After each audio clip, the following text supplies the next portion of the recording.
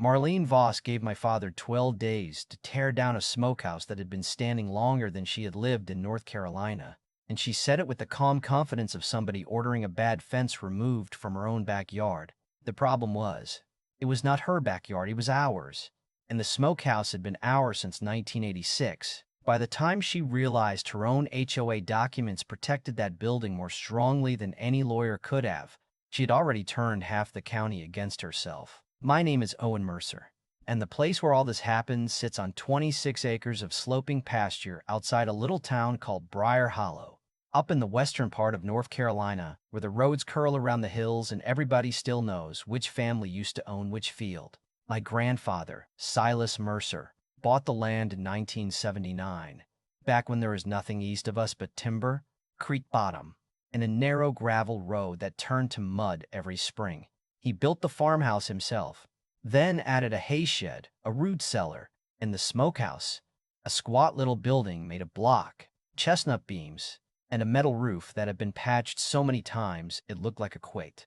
It was not pretty in the polished magazine sense, but it was honest, and on cold mornings it carried the smell of hickory, brown sugar, pepper, and old wood smoke all the way down to the mailbox. When I was a kid, I thought every family had a place like that. A room warm enough to fog your glasses, with hooks hanging from blackened rafters and my granddad moving through the smoke like some kind of mountain ghost, checking hams with 2 fingers and muttering that good meat could not be rushed. He died in 2011, and my father, Russell, kept the place running.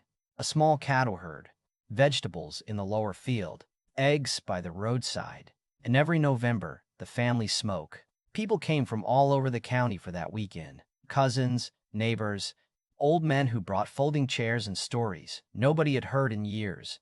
Nobody complained about the smell because, back then, there was nobody close enough to complain. Then Cedar Ridge Estates arrived. In 2018, the timberland beside us was sold to a developer from Charlotte, cleared, graded, and turned into 68 homes with stone mailboxes, matching streetlights, and decorative wooden barns nailed to garage walls. For the first couple of years, everything was peaceful.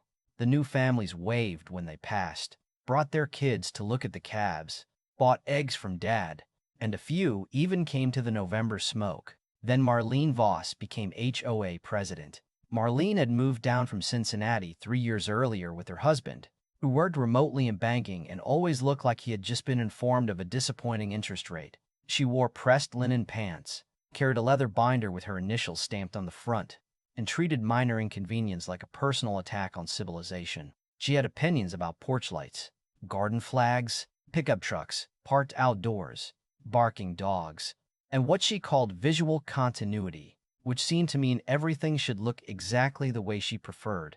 The first time she came to the farm, she stood at the gate and looked past Dad toward the smokehouse with the expression people usually reserve for something dead in a swimming pool. She said, "Mr. Whirl Mercer, that structure is visible from our walking trail." Dad leaned one elbow on the fence. "I reckon the walking trail is visible from my structure," he said. She did not laugh. Marlene did not consider humor a legitimate form of communication unless she was the one making the joke. She told him Cedar Ridge was reviewing neighboring properties for potential compatibility concerns.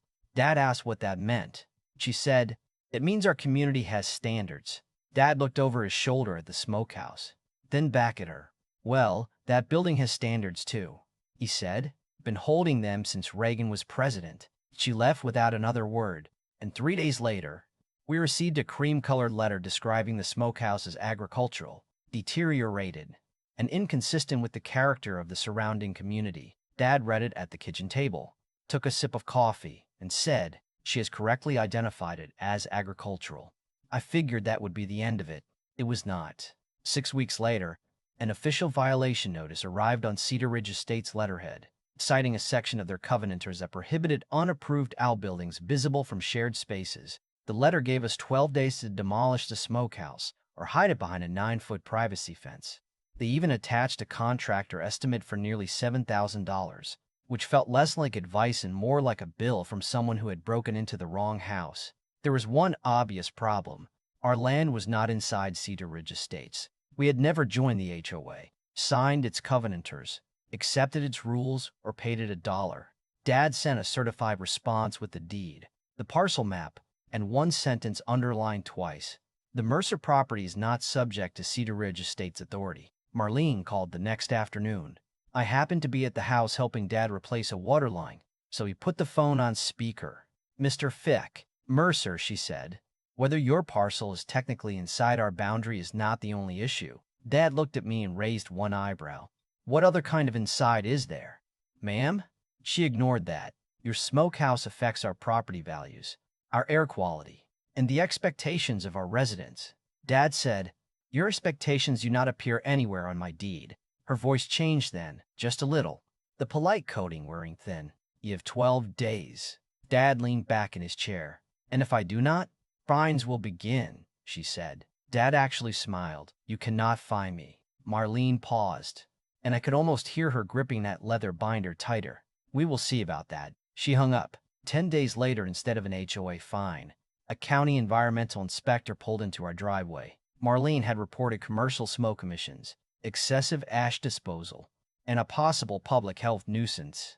Dad met the inspector with coffee, records, and the kind of patience that comes from repairing machinery in bad weather.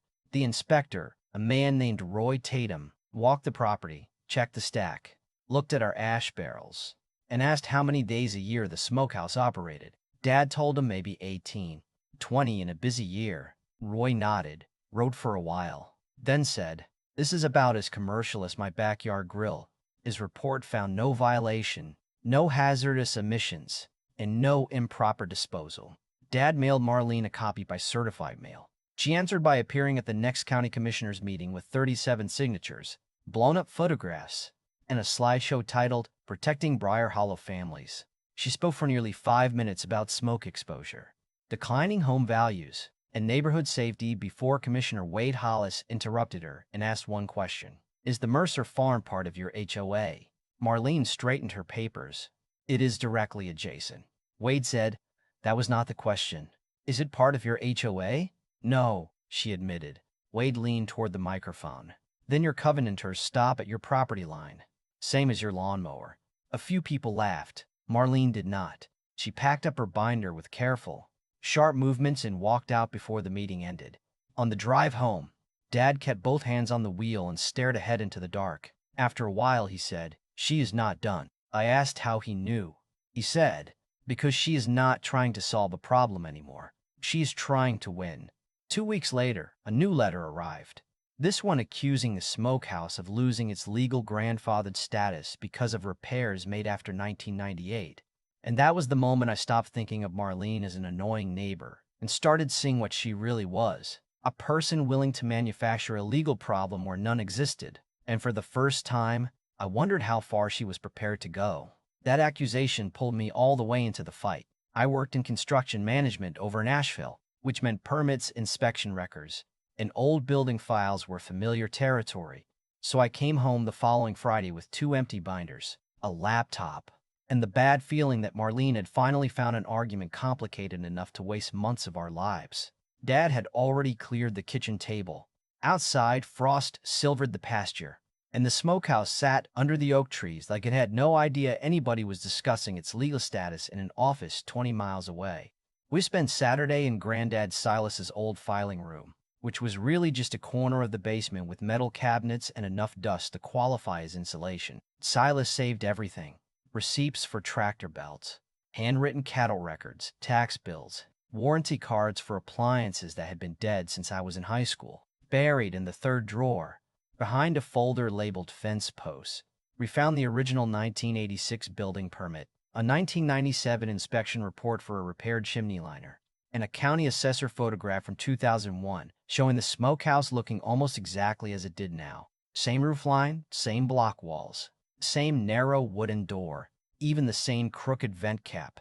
The repair had been maintenance, not a structural alteration, which meant Marlene's grandfathering theory collapsed before it ever reached a hearing. Dad held the old photograph under the basement light and smiled. Your granddad would be pleased as hoarding finally became a legal strategy, he said. We took the records to an attorney named Elena Cross, a property lawyer Dad knew through a cattle association. Elena was in her early 50s, wore red reading glasses, and had the calm manner of someone who enjoyed watching arrogant people discover footnotes. She reviewed the documents, asked about the farm's operating history, then leaned back and said, "Has anyone mentioned the Right to Farm Act to your HOA president?" Dad said, "I doubt she believes in rights that belong to other people." Elena explained that North Carolina law protects established agriculture operations from nuisance claims caused by changed conditions around them, which was a polite legal way of saying newcomers could not build beside a working farm and then demand the farm stop behaving like a farm. The property had been agricultural for more than 40 years. The smokehouse had operated legally for decades, and every county inspection had cleared it. Elena drafted a letter citing the statute, attaching our permit chain, and warning that any further baseless regulatory action could amount to unlawful interference with our use of the property. She mailed copies to Marlene, the county planning office, and every member of the Cedar Ridge board. That letter did something none of our earlier responses had managed to do. It made the rest of the board nervous. Within a week, 3 members called Dad separately. Harold Pike, a retired mail carrier, apologized and said the board had never voted to pursue the grandfathering claim. Denise Walker, who owned a small nursery business, admitted Marlene had been sending letters on HOA stationery without full approval. A third member, Caleb Ross, asked whether he could be held personally responsible if the HOA got sued. Dad did not threaten any of them. He thanked them for calling, wrote down the dates, and added their names to the growing file. By then, the kitchen drawer where he kept the documents had become a full cabinet. Marlene did not retreat. In January, she filed a complaint with the county health department claiming grease, ash, and meat waste from the smokehouse were contaminating groundwater beneath Cedar Ridge. She included a hand-drawn drainage map with red arrows pointing from our smokehouse directly toward the development pond. The arrows were neat. The geography was fantasy. The actual slope harried runoff west toward a dry creek channel nearly 250 yards from the nearest Cedar Ridge lot, and we stored rendered fat in sealed drums collected by a licensed service after each smoking season. The health inspector walked the property, looked at Marlene's map, looked at the hill, then looked at Dad. "Did she draw this standing backward?" he asked. His final report found no contamination risk and no improper disposal. Dad bought a cheap wooden frame, placed a dismissal ladder inside, and hung it in the smokehouse beside the 1986 permit. He called it the Victory Wall. By spring, the wall held 5 official findings of no violation. Elena saw something more useful than decoration. She said each complaint by itself looked like a misunderstanding, but together they showed a pattern. One person repeatedly using public agencies to pressure a neighbor she had no authority over. Regulatory harassment, she called it. One more knowingly false complaint, and we might have grounds for a civil claim. We did not tell Marlene. Elena said, "Let her keep giving us evidence." Marlene's next weapon was Facebook. The Cedar Ridge community group had around 180 members and usually featured missing cats, landscaping recommendations, and arguments about trash pickup. In March, she posted a photograph of heavy smoke rising from our stack with the caption, "This is what our families are forced to breed from the neighboring commercial operation. Health hazard or community nuisance? You decide." The photograph had been taken during our November smoking weekend, the only time of year the stack produced that much visible smoke. Within hours, people were commenting about asthma, fire danger, and toxic emissions. One woman claimed the smoke made her son's room smell like chemicals, even though our house was on the opposite side of the development and the wind that day had been blowing away from it. I wanted to respond immediately. I had 3 paragraphs of anger ready in my head and at least 2 sentences that would have got me banned from the group. Dad stopped me. He sat at the kitchen table, read every comment, then said, "People cannot understand what they have never been shown." The next morning, he joined the group and posted a photograph of Granddad Silas standing in front of the smokehouse in 1987, wearing coveralls, work boots, and the expression of a man who did not know photographs were supposed to be flattering. Dad wrote a short history of the farm, explained how often the smokehouse operated, included links to the county inspection reports, and invited every Cedar Ridge family to visit during the next November smoke. He ended with, "We were here before your houses, but that does not mean we cannot be good neighbors." By the end of the day, his post had more likes than anything Marlene had ever posted. Families messaged asking about eggs and beef. One resident named Lila Monroe wrote that her grandfather had owned a smokehouse in Tennessee, and the picture made her cry at work. Another admitted he had believed the structure was an abandoned shed because nobody had ever explained what it was. Marlene deleted her original post that evening, but screenshots had already spread through the neighborhood, along with Dad's response. That was when the balance shifted. Until then, Marlene had spoken as if Cedar Ridge was a single angry body standing behind her. Now people began asking who had authorized the letters, how much HOA money had been spent, and why the board was targeting land outside its jurisdiction. Elena noticed the shift too, but instead of celebrating, she went back to the county records. She said Marlene's persistence felt too personal for a simple smoke complaint, and she wanted to understand the original development deal. For 3 weeks, she studied deeds, plats, easements, permits, and the complete Cedar Ridge Declaration. Then one Tuesday afternoon she called me and said, "Owen, I found the thing that ends this." The original developer had recorded a drainage easement across Cedar Ridge's western green space, giving our farm permanent access to maintain a runoff channel that predated both properties. That was useful, but it was not what had made Elena call. Buried in Article 12 of the HOA Declaration was a clause stating that nothing in the covenanters could restrict or interfere with any lawful agricultural use, livestock activity, or associated processing structure on land adjoining Cedar Ridge or within 3/4 of a mile, provided that use existed before the declaration was recorded. The developer had written a protection into the HOA's own governing documents because he knew he was building next to farms. The smokehouse was not merely outside Marlene's authority. Her own bylaws specifically forbade her from targeting it. Every notice, every complaint, every public accusation, all of it violated the document she claimed to defend. Elena laid 2 options before us. We could send the clause immediately and shut Marlene down in private, or we could wait until the annual HOA meeting in October, present the entire record in front of the residents, the board, and anyone else who cared to attend. Dad read Article 12 twice, then looked through the window at the smokehouse. She wanted an audience from the beginning. He said, "Maybe we ought to give her one." So we began building the case quietly. Elena organized a 7-section binder with the deed history, permit records, right to farm statute, inspection dismissals, certified mail receipts, Article 12, and a 1-page summary written so clearly a person could understand the whole dispute in less than a minute. I built a weatherproof display case just inside our fence and mounted copies of the key documents behind clear plastic. In the center, enlarged and underlined, was Article 12. Beneath it, I placed a simple message: Mercer Farm established 1979, Smokehouse built 1986. Still lawful, still standing. Our neighbor Earl came over, stared at the display for a long time, then handed me a cold soda and said, "That is the prettiest fence decoration I have ever seen." Meanwhile, Dad's wife, Claire, began posting old farm photographs on the Egg Stand's social media page. Nothing about Marlene, just family history, cattle at sunrise, Granddad Silas splitting hickory, hams hanging from dark beams. The page grew from 600 followers to more than 3,000 in a month. People were beginning to care about the smokehouse before they even knew there was a fight. Then, in late August, Marlene made the mistake we had been waiting for. She announced that Cedar Ridge would seek a special assessment from every homeowner to fund legal action against what she called hazardous adjacent land uses. And for the first time, the people she had been claiming to protect realized she expected them to pay for her war. The special assessment proposal did what every failed inspection and every legal letter had failed to do. It made the conflict personal for the homeowners.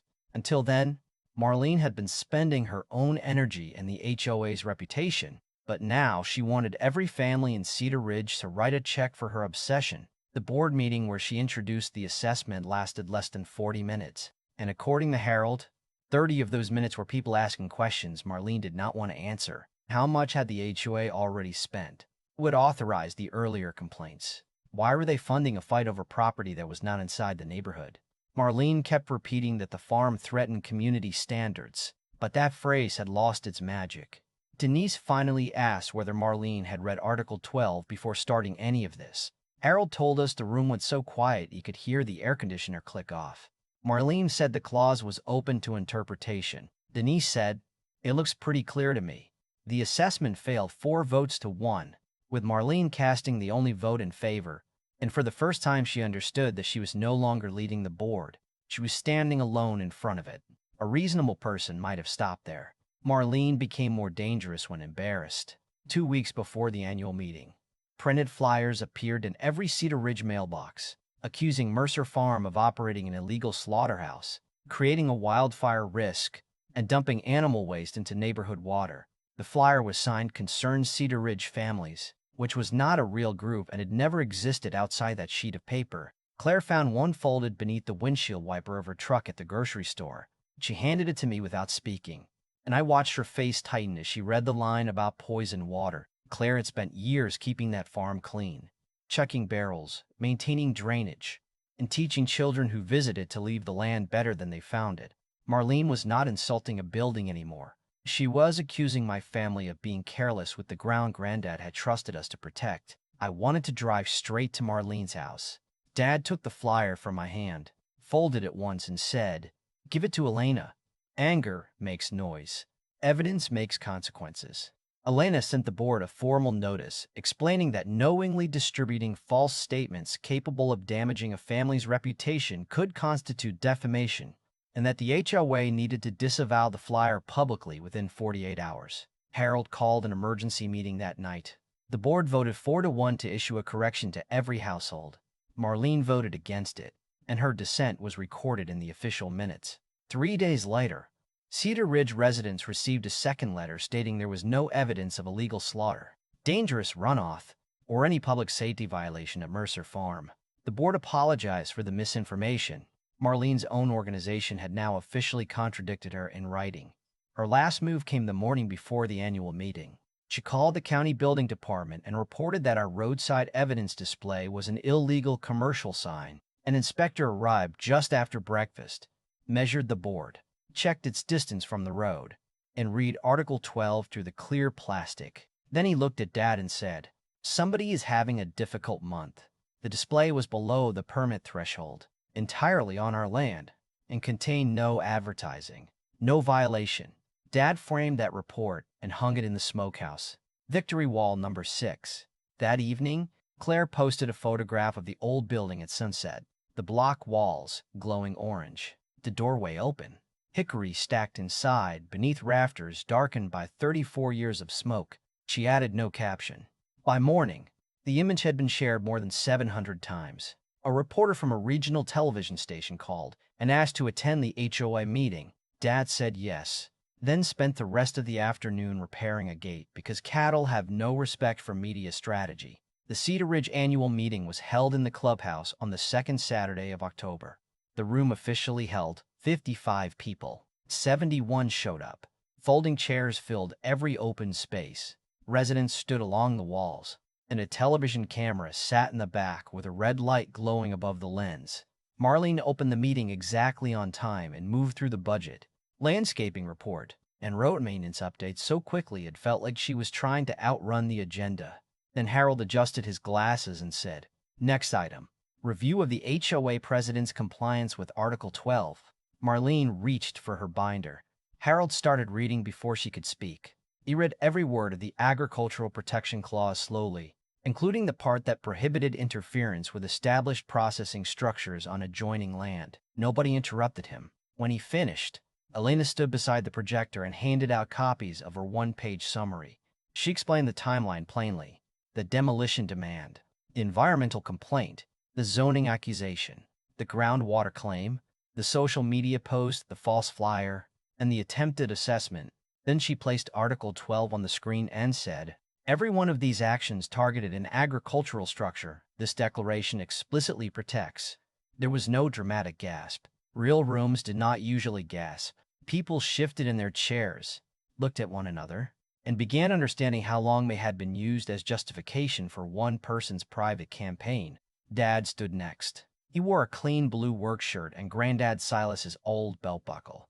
He lifted the evidence binder, not high, just enough for everyone to see its thickness. He said, "This is what it took to prove I was allowed to keep a building on land my family has owned since 1979. I do not blame this neighborhood for moving next to us. Most of you have been kind, but your name was placed on letters, complaints, and accusations that your own rules prohibited.